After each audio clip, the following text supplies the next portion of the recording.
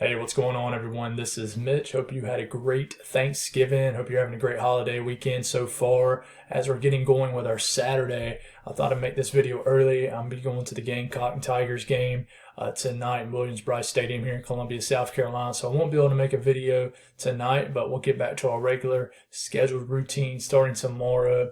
But I just got back from the mountains, Brevard, North Carolina. It was a good time, and excited to get into December with you guys and talk some winter weather. So what we're going to break down this video is really talk about what it's starting to look like as we get into December. We're obviously close enough that we really can break down the first week and a half of December with a little bit of confidence, not a lot, but we can talk about some things. There's been some, I wouldn't call it hype, but there's been some talk around the weather community about a big time cold front for the next weekend. So we're going to talk about that potential, talk about what the latest models are showing, because it is different today than it was this time yesterday. So that just tells you this is an ever-changing situation and there's a lot to figure out. So if you guys not subscribed, hit the subscribe button, like the video if you like it. I do have a personal goal of mine to hit 10K by the end of the year, but I tell you guys, we're going to have some big-time weather events, some big-time snowstorms, and definitely has to get a lot more active because obviously people aren't going to care too much about the weather if it's not directly affecting them. So I appreciate people who've continued to tune in even in the slow times, and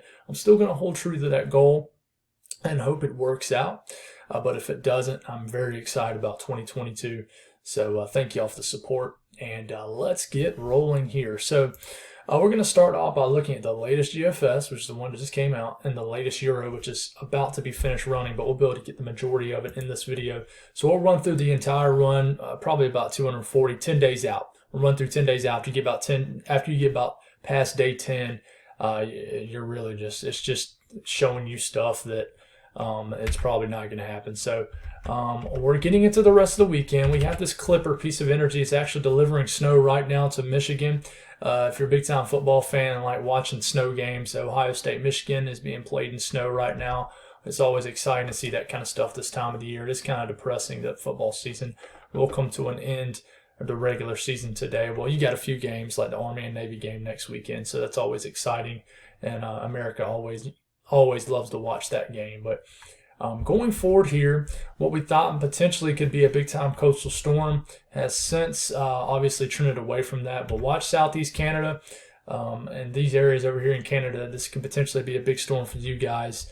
And then another Clipper rolls through. But we really start to warm up, and I'll talk temperatures here in a second, into the end of the week is for a lot of the country, a lot of the eastern U.S. I mean, even the Midwest, even the Ohio Valley. As a jet stream basically shifts pretty far north, and the pattern almost goes zonal temporarily, which means there's no big-time ridges and there's no big-time troughing cold fronts. But what happens next week is a big question mark. You have a impressive cold front that digs here as you get into our next Sunday morning. So this is over 8 days out. Shows a pretty powerful system riding the boundary of the cold front and just a wave of low pressure, which puts a pretty significant winter weather event for portions of the northern Ohio Valley and areas of the upper Midwest. But so far out, it's hard to really take serious. But the GFS actually has, pretty close to, you have to watch for almost a severe weather event down here.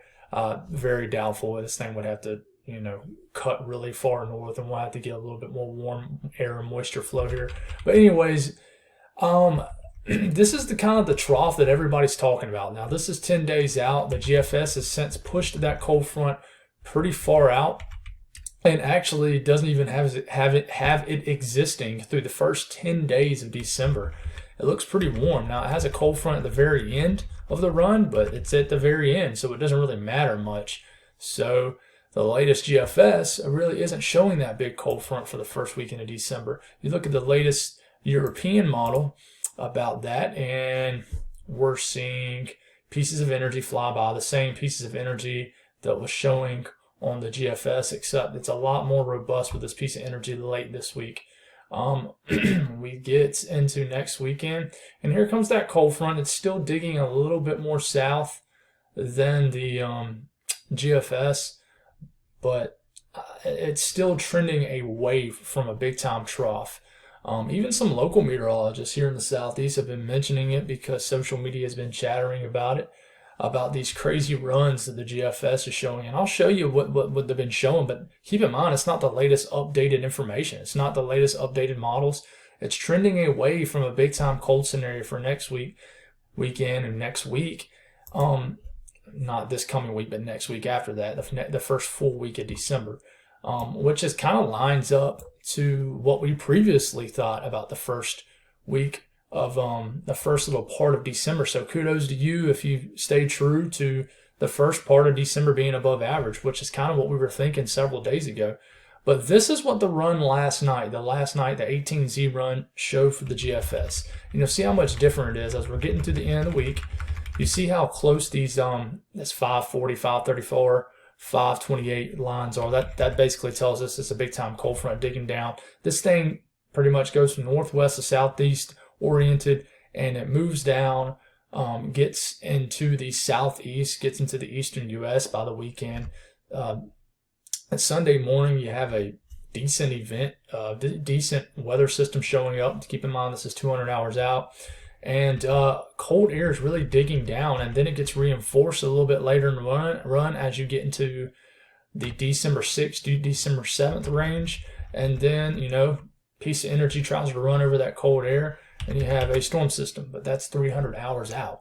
You look at the the European from 24 hours ago, and it's much different than the European now. Here it goes. You're getting all the way into late this week, getting into this coming weekend, and it has a big-time cold front working all the way south pretty quickly and produces a big-time winter weather event, big-time winter storm as far south as Tennessee.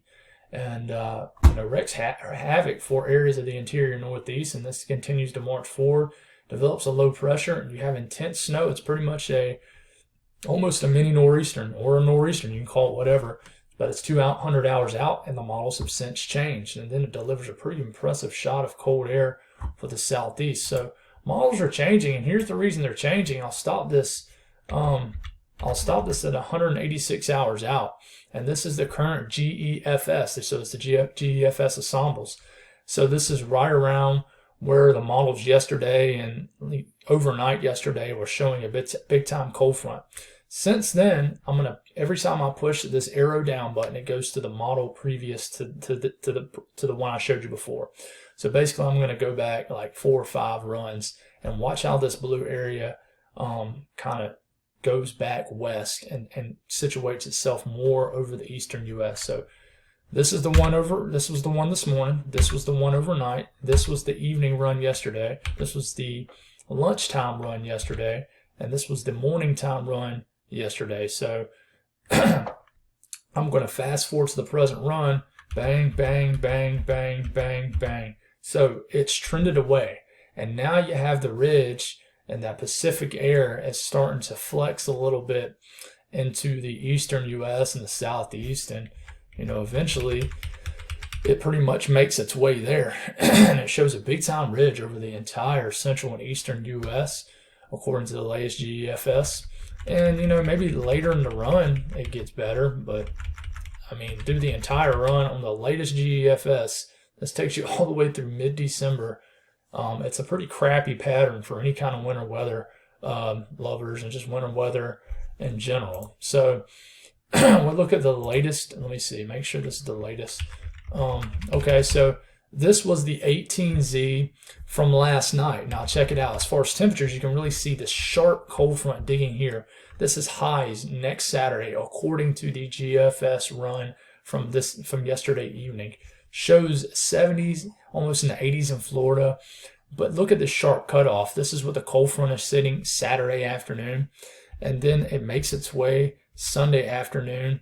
So if something like this was to happen, you'll have 70 degrees, the low 70s for highs Saturday, and then only the 40s for highs for Sunday of next weekend. But I don't think that's going to happen. It's trending away from it.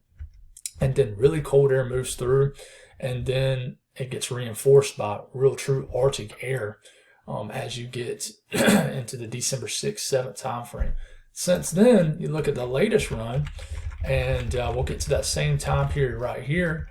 And here comes that same cold front that was kind of showing up. But look at it. the southeast ridge kind of flexes here, and the cold front never really digs. It starts digging right here, but it's not, it basically stalls out. And it basically weakens, stalls out, whatever it may be. Heck, we don't know the details this far out. Now you see some really cold air here in the upper Midwest, but really the run is significantly more warmer than the run 3 runs prior. Same thing with here. Let's see if we can make this a little bit bigger. Same thing with this. You know, you're going through here. This was the 12Z Euro yesterday. It's yesterday run, not today's run. And here it is. Here comes the Arctic air mass. Look how warm it is Thursday. This coming Thursday, according to this Euro run. And then this is Friday. Look at the cold air dropping down. This is Saturday, and this is where that big cold front is. And this is Sunday. Sunday, high temperatures across the eastern U.S. And then the cold front, the cold keeps coming at the end of the run. The latest run, you take it all the way to that same time period. And yeah, I mean, it sinks some cold air in here, and let's see if we can get the updated information. It sinks some cold air in here at the very end of the run, but it's delayed. It's not necessarily warmer on the European, but it's much more delayed. And here's the thing I'll talk about time and time again over the next 3 or 4 months. Usually when you get delayed as far as you're dealing with an Arctic air mass, that usually means denied, especially for areas of the southeast when you're trying to get true Arctic air working to get in place to set up a potential winter storm. So what does that look like as far as GEFS and temperatures compared to average? Well, we'll look at the latest GEFS because it's the latest information. And as we get into about mid to late week this week, the entire eastern U.S. gets warmer than average. You see these warmer colors. That's warmer than average temperatures compared to average this time of the year. You get a cold front. It's trying to show that cold front for this coming weekend, but it's not as widespread as it was showing the runs yesterday. Like take it. These are the runs prior. Look how much cooler that is. This is the current run, not near as cold for the eastern U.S. as a whole. And then towards basically the end of the run, I mean, the entire eastern U.S. just bakes. So not good news today. For cold weather and winter weather. But let me tell you, things could change again tomorrow. That's the thing, is when you get 200 hours out and further, everything is inconsistent. So, you know, a lot of people, a lot of weather enthusiasts, and even some meteorologists, you know, I can't really name a few off my head because not many people do that because they do it for a living and they can't spread false information. But a lot of weather enthusiasts like to, maybe they're not deliberately doing it, maybe they're just excited, but a lot of people like to post images that probably shouldn't be posted that are 200, 240 hours out, even 300 hours out. And these models, they flip-flop so much. So I'm going to do my best to kind of limit my expectations and to try to not bring what I wish, we call it wish casting in the weather world, what I wish that will happen. And I'll always will try to put that aside and give you what I think is going to happen based off what I see. So thank you all for the support. That's all I got. I'll get y'all another update tomorrow. God bless all y'all.